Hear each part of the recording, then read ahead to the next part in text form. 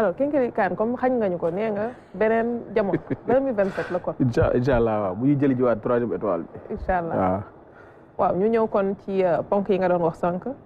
voilà ñu tàmbali ko ak dañuy delluwaat ci xam nga fédération saa yu match Sénégal joué ba pare saa yu Sénégal joué match ba pare dañuy def li nga xam ne mooy ci film match bi dañuy dellusiwaat final bi nag ñu mel ni arab ak yooyu yëpp am na ci yoo xam ne seetaanuñ ko loolu laa bëgg ñu dellusiwaat ci balaa ñuy ñëw ci parade yi nga xam ne amul nañ ko le film de la CAN ñu teewlu ko.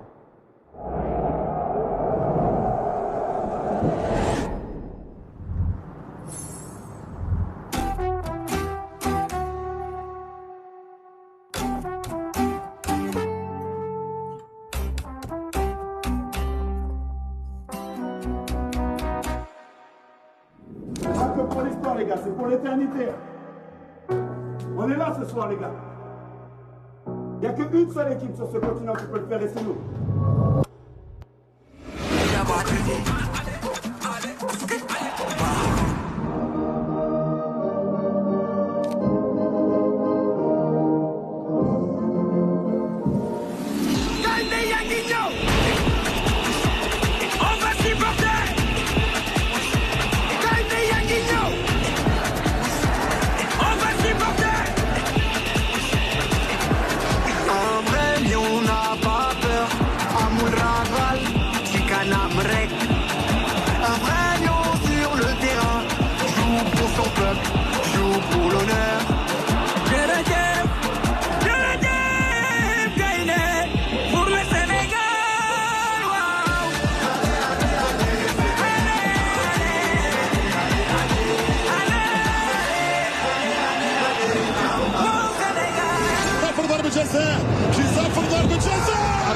حرام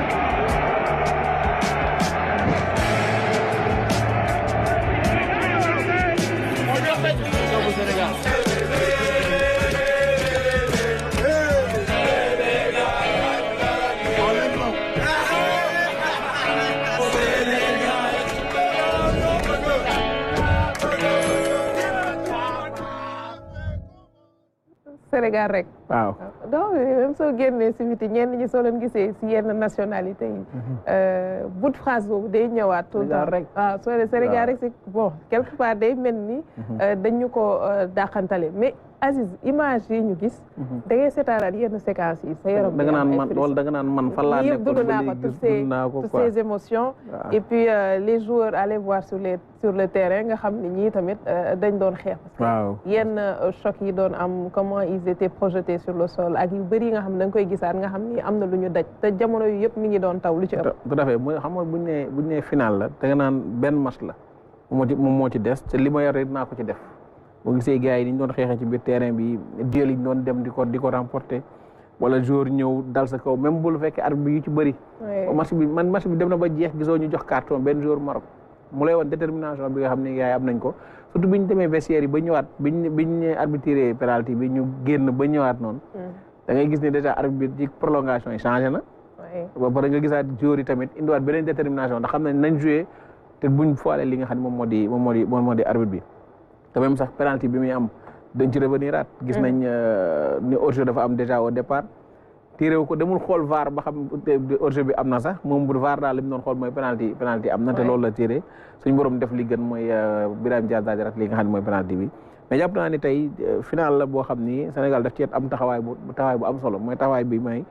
naa def le tout ba lépp contre man la naa fexe le tout ba jël ko te à la face du monde ñëpp gis nañ li nga xam ne am na ci final bi loolu nag da lay gën a yokk li nga xam ne moo di jàmbaarte péripéties yi ci am yëpp Pape Thiaw woo gars yi dañ génn Sadio Mané ñëw indiwaat leen bañ ñëw ba jël li nga xam mooy coupe bi mooy résilience bi nga xam ne gis nañ ko tey ci équipe nationale bi nga xam ne def ba permettre tey ji ñu jël coupe bi ñu jël mu nekk coupe boo xam ne fooguma la sax fii ba kaan bi di ñëw dinañ ko célébrer waat incha allah. est-ce que am nañu final boo xamante ne dinañ ko fàttalikoo nii. ci fait marquant ci histoire CAN. gaw ma ni dina bëri de ndaxte bi ñuy jël 2022 nañ dem xeex lañ moom tamit final la woon contre Égypte bu dem ba tiro bi nga jël ko mais final bi li ci am te contrôle ñu moom moo ëppoon sax que li ci ndax bi ñuy dem 2022 dajewuñu ne woon nag final bi pays organisateur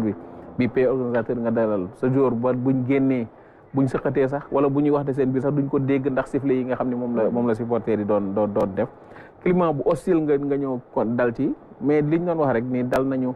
def nañ Stade des Martyrs dem nañ Soudan du Sud football fa pression yi am foofu bokkul woon dara ak bi nga xam ne moom moo am ci biir Maroc te pression supplémentaire boobu day tax yow tey say joueur gën a ni man tey ji naa cotiser sama bakkan pour mën a génn ci match bi te doon lañ ko dikkee même portion bu ndaw bi am ci wàllum supporter terewul fexe nañ ba transcendé wu ba jël coupe bi ci kanam Maroc bi nga xam ne moo dalal mbiri ay dara gis na image yi yëg-yëg ban ngay am booy xoolaat léegi football li tax mu mooy transmettre ay émotions quoi et quand on voit ces images là on se rend compte que au-delà du public yi nga xam ne ñun ñooy seetaan les citoyens joueurs yi ñoom seen ñëm bopp ñooy gën a dund cette émotion là boo gisee image yi même après match bi pendant le match on voit confrontation bi am duel yi mais après match bi quand on voit joueurs yi ni ñuy exprimer woo mooy sentiment de satisfaction bi ñu am pour jox ce pays daal le deuxième sacre moo lay won ne émotion bi ngay dund yow sa fauteuil wala sa fan zone bi nga nekk peut-être que c'est multiplié par 1000 ñoom ñi nga xam ne ñoo nekk ci terrain bi di dem di rayante donc c'est important de voir ces images là d'autant plus que ñu ngi ci ère du digital boo xam ne à chaque fois li am en temps réel nit ñi war nañ ko di ko am nit ñi soutenir suñu jour war nañ di partager au même moment ñoom émotion bi nga xam ne aussi ñu ngi koy am c'est la raison pour laquelle je pense aussi que Ban mu ngi ko doon wax léegi que lépp luy retracer parcours bi nga xam ne gaynde am nañ ko war nañ ko mën a mettre à la disposition du public et surtout le plus rapidement possible quand on se rappelle 2018 France bi muy jëlee la coupe du monde naa ne 2 jours après le film était prêt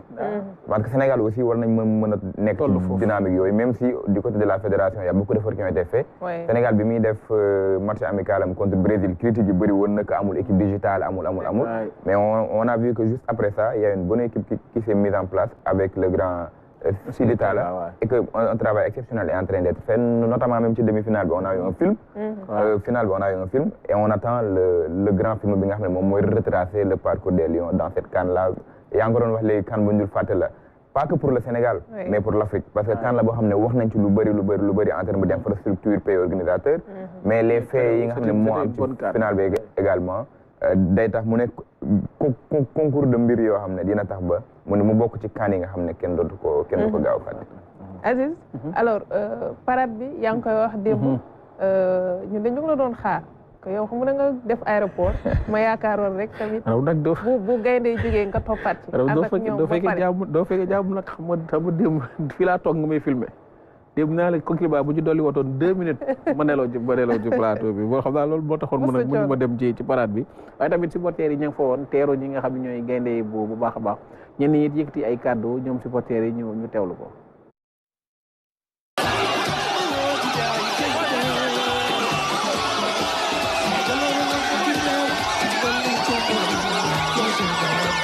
C'est une fierté,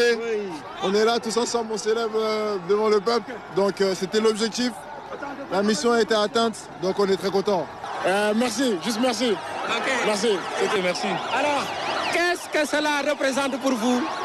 en tant que joueur sénégalais, première participation, première Coupe d'Afrique? C'est énorme. Avec Mamad, c'est notre première CAN. On la gagne, c'est énorme pour nous. Regardez tout un peuple derrière nous, franchement c'est un énorme plaisir pour nous. Okay. Donc le choix pour le Sénégal a été vraiment significatif. Oui, exactement, avec le cœur. Oh, attention, avec le cœur, et on l'a mérité. Et maintenant, on a gagné. On ne va jamais regretter ce choix, car on a choisi pour le cœur. Ok. Quel est le message à l'endroit de tous ceux qui vous ont soutenu pour faire ce choix? Merci beaucoup. Merci beaucoup. C'est grâce à vous si on en est là. Oui, c'est le Sénégal qui les demande. Quand on voit un public aussi magnifique, des gens qui sont amoureux du football, et on se doit de tout donner pour notre pays. On sait que le football est important, est très important ici. On se doit aujourd'hui, que ce soit à toute personne qui veut jouer au football, pour l'État du Sénégal, de pouvoir faire beaucoup de choses pour les sportifs et surtout pour les footballeurs. Non, sant yàlla rek, sant yàlla. Vraiment, sant yàlla.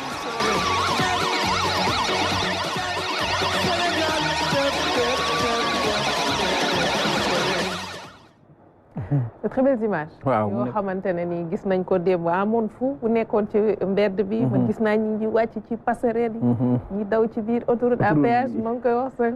et voilà jaar gars yi romb ko di daw. mu ngi noonu donc ñu ci profité aussi di sargal bu baax suñu takk der yi. parce que gis nañ tamit liggéey bi nga xam ne def nañ ko. pour encadrer foule bi ci li ñuy accompagner gaynde yi. tout à muy force de défense et de sécurité taxawaay bi nga xam ne am nañ ko ci ba permettre tey ñu mën a amal. lii ba déggoo ci yenn jafe-jafe yoo xam ni am na ko ci surtout boo leen gisee barki dem biñu demee aéroport noonu la woon démb tamit nga gis leen ñu dar oto bi nga xam ne mooy oto bi yàpp gaynde yi ak oto yi nga xam ne ñoo toll yëpp ci parade bi kenn ku ne da nga naan lii lañ ma sant naa ko def ba benn jafe-jafe du ab di puusaat nit ñi pour ñu bañ di jege oto bi xam nga nit moom bu xëree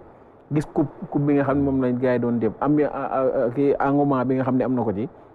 nga ni man kat lii du ma ko seetaan naa ci topp ànd ak suñu gaynde boobu doo am sax yow esprit bu ma dalee fii gaañoo yooyu mais ñoom seen rôle mooy nañ fexe ba supporter bu ñu yegsi ci oto bi rek nañ saafante ak public bi te loolu lañ gis démb ci li nga xam ne moom moo di élément bi nga xam ni jàll na waaye ci parade bi nga xam ni tout au long dañ doon xaar padois lañ noonu la ñuy commencé mais hôtel Lions yi xam naa ne supporter ñoo génnee Lions yi sax ci seen hôtel bi ànd ak ñoom ci yoon bi yëpp moo lay woon tey Sénégal taxawaay bi nga xam ne am nañ ko surtout ak gaynde yi ndam li nga xam ne jël nañ ko dayoo bi nga xam ne am na ko ci réew mi étoile tamit damay wax sànq rek ndam dafa neex te coupe moom boo ko indilee sa réew rek def nga ñun nag tàmbali lañ doon xaar. waaw dañ doon wax amaguñu woon coupe. koo nekk gars yi di la tooñ naan yéen loo wax Sénégal loo wax ñun la ana li nga jël. rek tàmbali nañ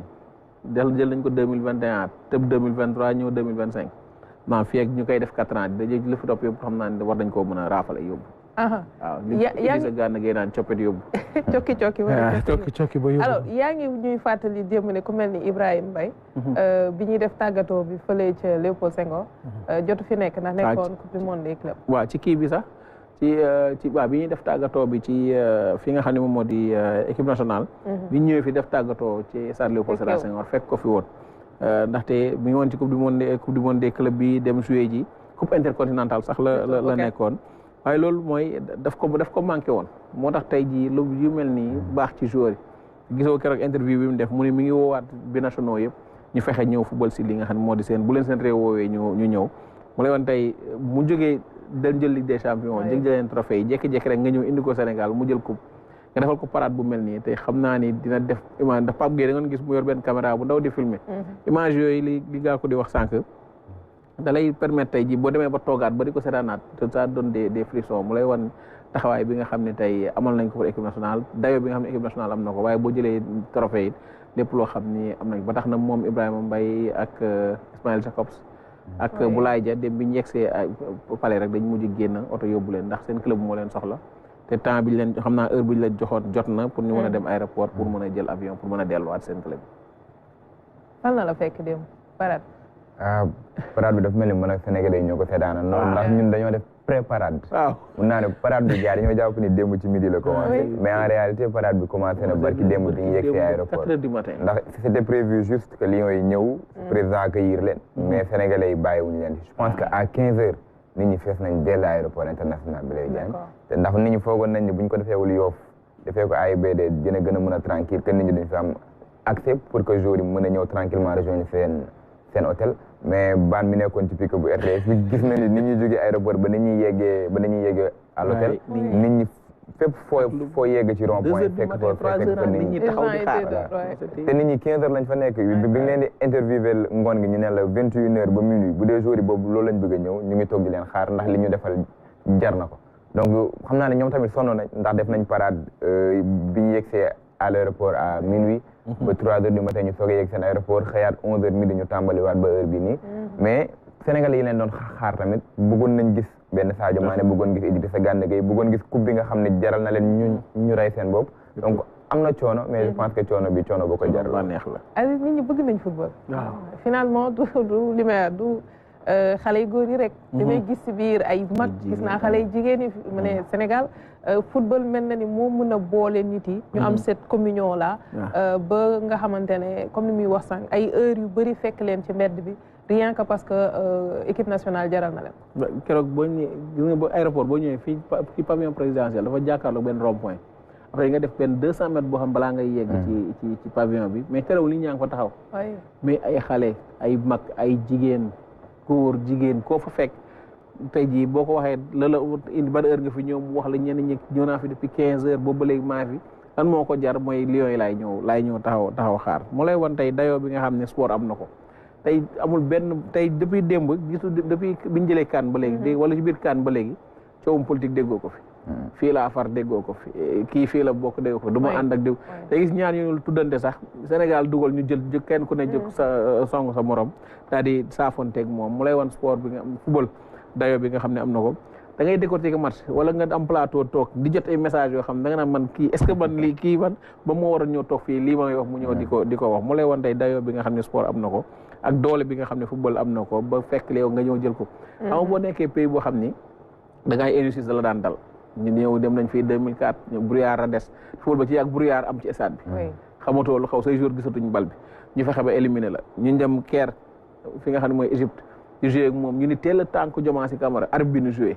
tey boobu ñu doon wax VAR am na wala ñu nangu kooko dee dinañ tirer penalty ñu ni deeta waaye ñu dem Kano Nigéria ñii football ba ci yàgg ay fas ñu dugal leen ay fas ci biir stade bi fekk mën a leen ñu fexe ba déstabiliser suñu équipe bi gagné ñu fa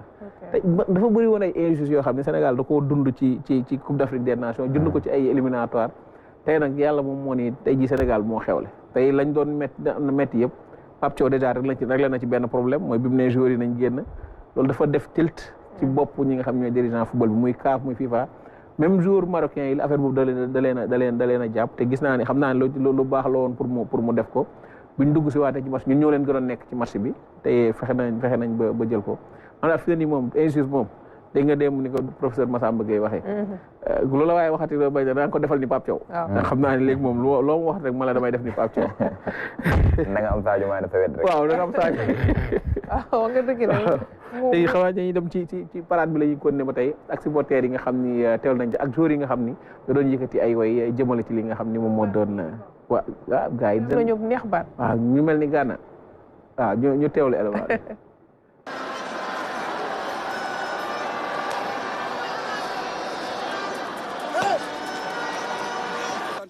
Nous sommes heureux de l'ensemble des Sénégalais pour l'accompagnement des Lions. Nous remercions les autorités du ministère, le Premier ministre, le Président de la République et le directeur de la RTS. Bravo aux Lions.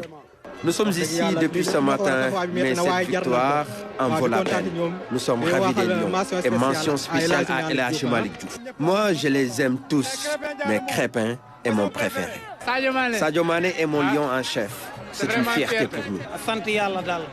Nous rendons encore grâce à Dieu. Malgré un arbitrage très douteux, nous avons gagné. Dieu était avec nous.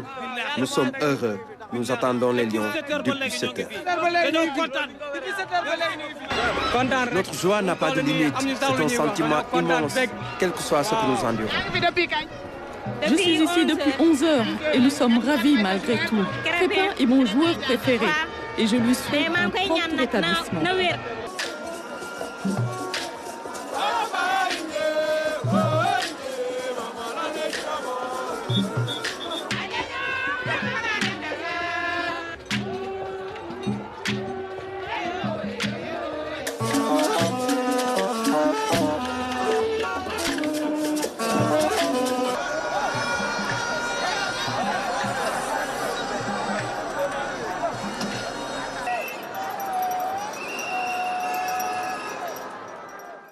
on a eu droit à tout démb. waaye démb de ay prestations artistiques kaw gars yi de xanaa kaw antenne rek lañu yéegul mais fu ñu yéeg nañ fa démb. mooy ma gis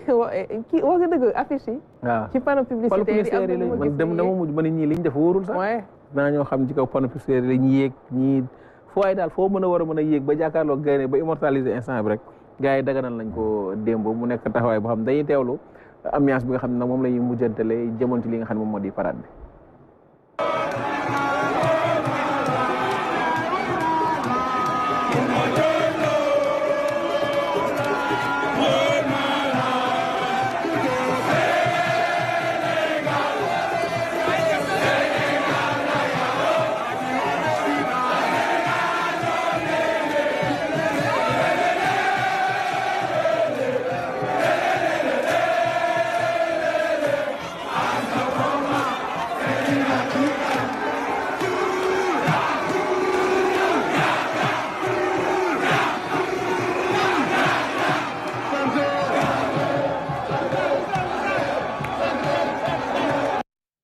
yaa ngi yéene rek ay talaa ci biir tax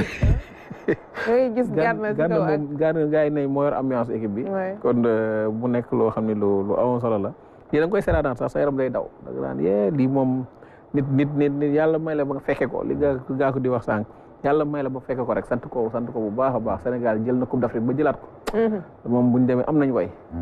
am nañ luñ mën a nettali ëllëg incha allah te loolu moo waral nit ñi peut-être ñu jël risque yi bandi wax quoi pour gis leen parce que gis télé Sénégalais yi jël coupe d'Afrique dara la mais jàkkaarloo ñi nga xam ne ñoom ñoo ko indi tamit ça c'est autre chose bu fekkee ni dëkk bu am indépendance depuis 1960 yàgg pratiquer football mënul fexe ba am CAN mu nekk tâche ci histoire am mu jël ko 2021 jëlaat ko 2025 ay mbir la yoo xam ne yow bu nekkee Sénégalais nga mu fekk la fi doo bëgg mu raw la ndax ay mbir la yoo xam ne da nga koy bëgg a nettali plus tard te muy joueurs yi muy staff bi muy journalistes yi parce que journalistes yi doublement lañ koy dund da nga koy dund en tant que journaliste parce que événement sportif bu mag la da nga koy dund aussi en tant que citoyen et donc moment boobu noonu mun naa ne gis ko rek mooy mën a tax mu graver indéléblement dans ta mémoire loolu moo tax nit ñi peut-être mu jaral leen lim leen jaral yëpp 8 heures de parade nga jógee Padoua ba palais de la République jaay foogoon nañ ñi sax comme que jëloon nañ ko 2021